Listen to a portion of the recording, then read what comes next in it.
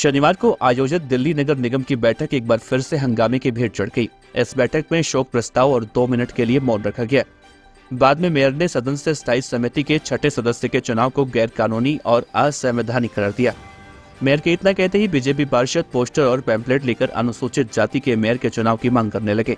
BJP पार्षद well में एकत्रित हुए और मेयर के आसन के नजदीक आकर जोर जोर से हंगामा करने लगे। वहीं हंगामे के दौरान नेता सदन मुकेश गोयल ने एजेंडे में शामिल 22 प्रस्तावों को पढ़ा, जिसमें से मेयर ने 10 को पास कर दिया।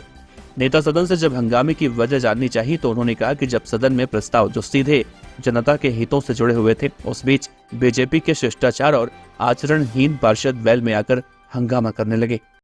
बैठक में आपको पता है जिस तरह से भारतीय जनता पार्टी का नकारात्मक रवैया है, जब से सदन गठित हुआ है एक बार भी विपक्ष के लोगों ने सदन को चलने नहीं दिया। हंगामा मचाते हैं, उन्हें बहाने बहाने से वो हंगामा मचाना जानते हैं, गैर कानूनी काम करते हैं, गैर संवैधानिक काम करते हैं, और उसके बावजूद भी जब इन्हें न्यायालय से लताड़ पड़ती है तो ये फिर शांत हो जाते हैं। आप माहौल सारा देख ही रहे हैं किस तरह का।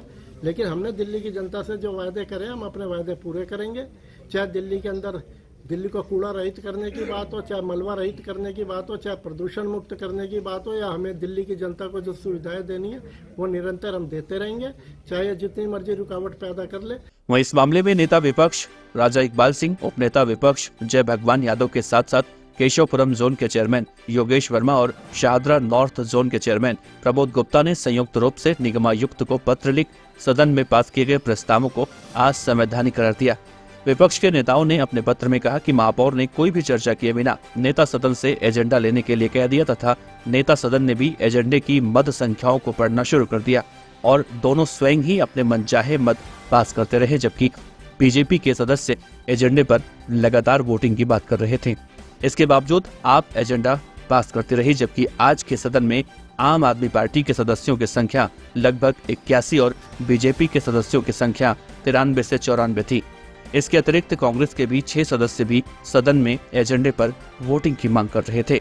सदन में पास किए गए प्रस्तावों को एमसीडी में काबिज नेता विपक्ष राजा इकबाल सिंह ने अवैध करार दिया। उन्होंने कहा कि निगम के प्रक्रिया एवं संचालन के अनुच्छेद 44(1) के तहत नियम है कि 4 या उससे अधिक सदस्य किसी भी प्रस्ताव पर मेयर से वोटिंग की मांग कर सकते हैं, तो वोटिंग करानी पड़ती है। मेयर ने वोटिंग न कराकर एमसीडी एक्ट का उल्लंघन किया है। महापौर महोदय वो उसी 26 तारीख के इंसिडेंट्स में आ गई जिसमें महापौर महोदय की सीधी सीधी भूमिका थी। महापौर महोदय को चाहिए था एजेंडों पे बात करती, दिल्ली के अंदर जो त्यौहार आ रहे हैं दिवाली दशहरे की बात करती, साफ सफाई की बात करती और दिल्ली की जनता के प्रति जो हमारा फर्ज है उसकी बात करती। मगर महापौर महोदय दोबारा उस गंदी राजनीति में इलेक्शन में आ गई। उस पर जब मैंने ऑब्जेक्शन उठाया कि महापौर महोदय अगर आप किसी पे कमेंट कर रहे हैं तो सबसे पहले आप देखिए कि आप ही फर्जी हैं। आम आदमी पार्टी एक फर्जी पार्टी है क्योंकि आप दलित विरोधी लोग हैं, क्योंकि जो थर्ड टेन्योर है वो दलित का है, उनका राइट है, कॉन्स्टिट्यूशनल उनका राइट बनता है। डीएमसी एक्ट में साफ लिखा हुआ है कि तीसरी बार महापौर दलित होना चाहिए। अब नई सीएम साहिबा को तो कम से कम ये चाहिए कि महापौर का इलेक्शन करवाएं। आप तो दलित का जो 12 महीने का समय है उसको भी आप 7 महीने खा गए। न्यूज ऑनलाइन एसएम के लिए कैमरामैन थारकेश मीणा के साथ सचिन मीणा की रिपोर्ट।